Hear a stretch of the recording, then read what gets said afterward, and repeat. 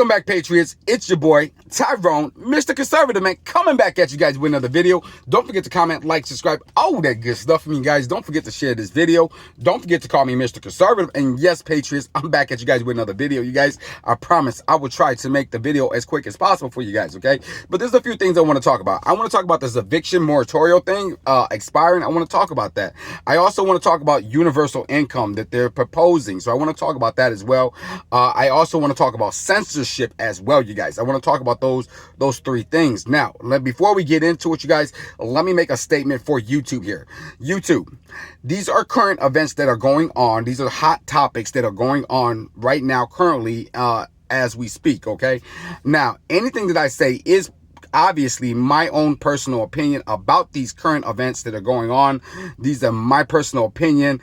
This is the way I look at it. This is just my personal opinion about it.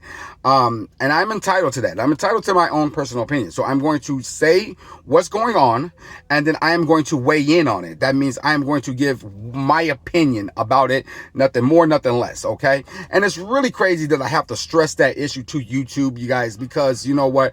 They are just trying to strike me. They're trying to get rid of this channel so bad. But YouTube, I hope we can come to some an agreement, you know what I mean? Because I am not trying to spread misinformation whatsoever.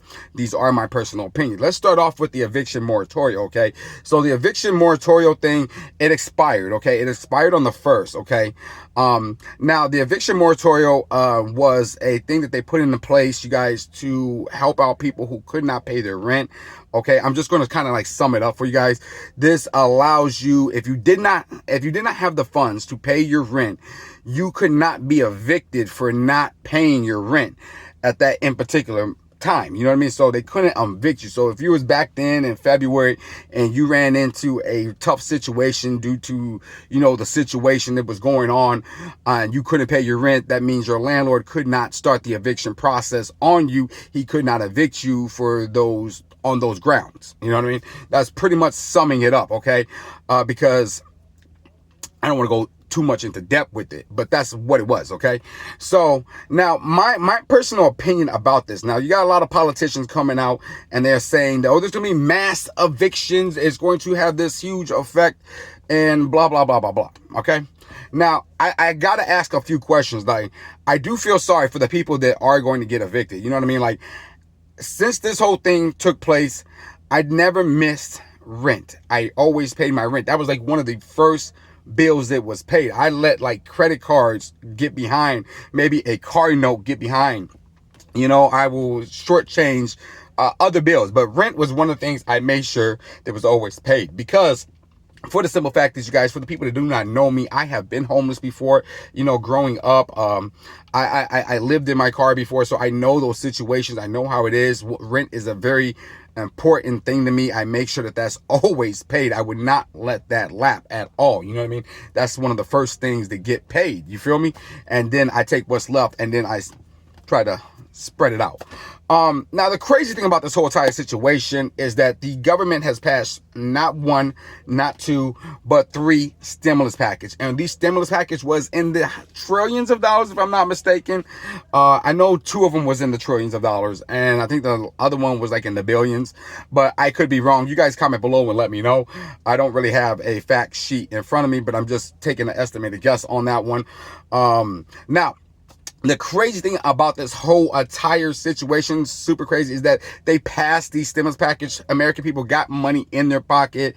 Now, I would question, because I seen a lot of people, as soon as the stimulus package, you know, got passed, and as soon as they got their money, they was at Walmart buying, like, you know, stupid stuff. You know what I mean? Buying ridiculous stuff that didn't make any sense. They didn't save the money. They didn't use the money for rent. They put those responsibilities on the back burner. Now, the crazy thing is I don't understand is that, like, the government also been giving people like additional $600 on unemployment. You guys, $600 additional on top of what the state was already giving them. So they was getting their normal unemployment benefits plus an additional $600. So I would ask the question on, hey, you better not be late on your rent. You're getting all this money, because some of these people, right, who was getting these unemployment benefits with the federal increase on top of that was making more money than me. a month. I'm talking about they was making like almost close to $4,000, you guys. I know someone personally who was getting like their $600 from the state plus the $600 from the federal government. So you do the math and the math there, that's $1,200. And that was a week, you guys. $1,200 a week. You times that by 4, okay? Times that by 4. You know, making ridiculous amount of money, right? So he was making more money than me. Now, he did the right thing with his money. He did make sure he's not going to worry anything about this eviction moratorial thing expiring because he was paying his bills with the money that he was getting. So he was taking care of business. But the crazy thing about this is like people was getting this additional money, right? And people can't say, oh, well, I couldn't get a job because you know what the crazy thing about it is everywhere I turn, I see hiring. Even during the pandemic, you guys, even during this whole situation that was going on, there was people still hiring. There was hiring like crazy. You know what I mean? Like, don't be too prideful. Do not be too prideful to take a job at whatever. You know, it's a stepping stone. That's all it is. I mean, you can go work at like the Dollar Tree store, and I know you don't want to work there, but you can work there for the time being, and it's just a stepping stool. You know, you can go work at Jewel's. You know, you can go work at Walmart. I mean, all these places are hiring. So for people to say, oh, I can't get a job, I call BS on that, okay? I really do. Because I currently work 2 jobs, okay? I currently work 2 jobs, all right? So for people to say they can't find a job, I kind of, like, you can't find a job? Everybody's hiring. Everybody's hiring. But I digress, you guys. That's just my personal opinion, how I feel about it, because a lot of people are saying, oh, I'm going to get evicted because of the eviction moratorial and blah, blah, blah, blah, blah. And I can't find a job and I don't have the money. But I kind of call it a little BS on it because they gave money out. You know, they also put funding for like landlords to actually pull some of the money from that funding from the federal government as well. Now, I don't know the facts and the detail for every state because I know it varies from state to state, you guys. But yes, there was also that program. And there was a lot of programs that individual people could have signed up where they would pay your rent for you as well. They pay like 2 or 3 months. That's one of the programs they had here in Illinois. If you met the threshold or criteria or whatever, Lord Jesus. Yeah, if you fell in like the category, you would get paid for a couple months or whatever. There's a lot of programs, a lot of churches, a lot of places like that was helping people out. So I do feel sorry for the people, but hey, man, you know what? You got to take care of business, man. You got to take care of business. I mean, like I would never ever put myself in that situation. There's temp services. Like I have been fired from a job and I went straight to the temp service and was working the next day. So I digress. And it was probably a fraction of what I was making at my whatever job. But hey, I'm going to go out there and get it. You know what I mean? That's all I got to say is that, stop putting your faith in the government. Put your faith in you and God, man, because when it comes down to it, it's just you and God. So that's what you need to do. Put your faith in God and push on through. Now let's jump on to the universal income part about it, because I talked a lot about that. Let's jump onto the universal income. So you got, I think it's Omar, if I'm not mistaken, trying to pass a bill or asking for universal income. I believe it's her and Cortez as well. But the whole universal income is a load of garbage, you guys. Personally, to me, because I believe Finland tried out universal income where they were giving like $600 a month, something like that, to their people, and they tried it for like a year. If I'm not mistaken, I think it's 2017 to 2018, something like that, around that time period. And they tried it out, and they found out that there was no benefits from it. Now, I think this is a horrible idea, personally, for us to implicate, for the simple fact is, if we do that, it's going to more like disincentivize, or it's just going to not encourage people to go out and get a job, which is going to hurt the labor markets, which is going to hurt the economy. You know what I mean? That's what it's going to do. If you're paying these people to stay home, they're not going to get out and get a job. Simple as that. And I think maybe we should reward more people, more sign-on bonuses, stuff like that, you guys. That's just an option there. Certain things that will, promote people to get out there and get a job, not promote them to stay home. Because this program is kind of like promoting them. Hey, I don't have to go to work. I'm gonna get $1,200. I'm on low income housing. I get food stamps anyway. So what's the point, right? What's the point? What's the point of going to get a job? I'll make do what it do. Because I know people, man, if you give them $1,000 a month, they're gonna make it do what it do. They're gonna make it do what it do, and they're not gonna go get a job. They're not. You know what I mean? But I digress. That's getting a little bit off subject, you guys. But yeah, I mean, you guys comment below and let me know what you guys think about that. Are you guys for universal income, or are you guys against universal income? I am totally against it. We already have enough programs out there to help out people. We have food stamps. We have, well, food stamp and EBT is the same thing, you guys. They have cash assistance as well with the link card as well, or SNAP benefits, whatever you guys call it. I don't know what your state call it. I think it's SNAP considered here in Democrat Illinois, you guys. You get WIC, you can get low income housing, you can get on the medical card, you can get IHEAP. IHEAP helps you pay your utilities, you know what I mean? Like, it helps you pay your gas and electric if you're behind. There's churches that come out and help. So there's a lot of benefits that's out there to help people. And so we're just going to add another benefit on top of it, which is going to disincentivize people from not going to work. I mean, pardon me, but you guys know what I mean. It's not going to encourage them to go out and get a job. Simple as that.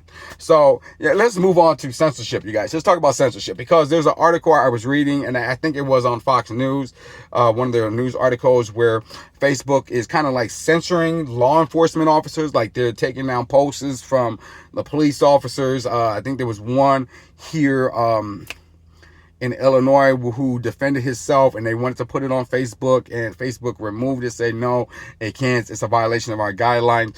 I just want to talk about censorship. Okay, so censorship is going crazy. That is a real pandemic right there. Personally, to me, it's a pandemic, because you're censoring everybody. Okay, if you don't agree with them, you just what you do is you just delete them, or you just censor them, or you strike them, like on YouTube, you guys, or you make up a reason just to remove their point of view.